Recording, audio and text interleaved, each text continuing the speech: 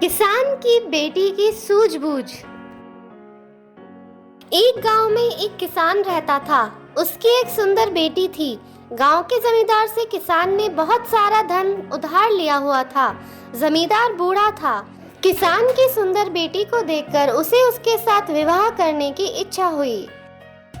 जमींदार उनके घर गया और किसान से कहा, तुम अपनी बेटी का विवाह मेरे साथ कर दो, बदले में मैं तुम्हारा कर्ज माफ कर दूंगा। ये सुनकर किसान और उसकी बेटी के होश उड़ गए।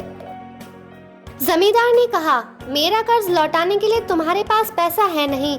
हम पंचायत के पास चलते हैं। वे जो निर्णय देंगे वे हमें मानना होगा। उनकी बात सुनकर पंचायत ने थोड़ा विचार किया। पंचायत ने विचार करने के बाद कहा, मामला उलझा हुआ है, अतः फैसला किस्मत पर छोड़ते हैं।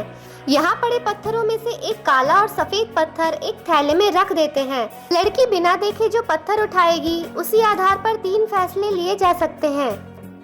पहला, अगर लड़की काला पत्थर लेती है तो लड़की को जमींदार से शादी करनी होगी और पिता का कर्ज माफ हो जाएगा। दूसरा, अगर लड़की सफेद पत्थर लेती है तो लड़की को जमींदार से शादी नहीं करनी होगी और कर्ज भी माफ हो जाएगा।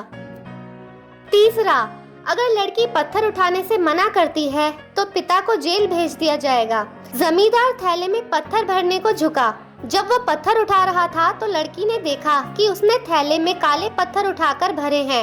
लड़की सोचने लगी कि अब वह क्या कर सकती है। या तो वह पत्थर उठाने से मना कर दे, या वह सबको सच बता दे, या वह चुपचाप काला पत्थर उठा ले। वह दूसरा रास्ता अपनाने वाली थी। तभी उसे एक और रास्ता सूझा। उसने थैले में हाथ डाला और एक पत्थर उठाया और बिना उसकी तरफ देखे पत्थर के हाथ से फिसल जाने का नाटक किया।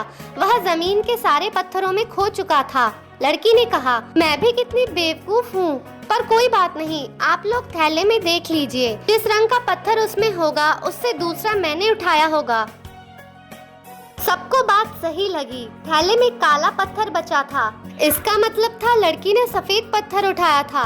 जमींदार में इतना साहस नहीं था कि वह अपनी चोरी मान ले। इस तरह लड़की की सूझबूझ से कर्ज भी माफ हो गया और लड़की को शादी भी नहीं करनी पड़ी। सीख, कठिन परिस्थितियों में अगर सूझबूझ से काम लिया जाए तो मुश्किलें दूर की जा सकती हैं।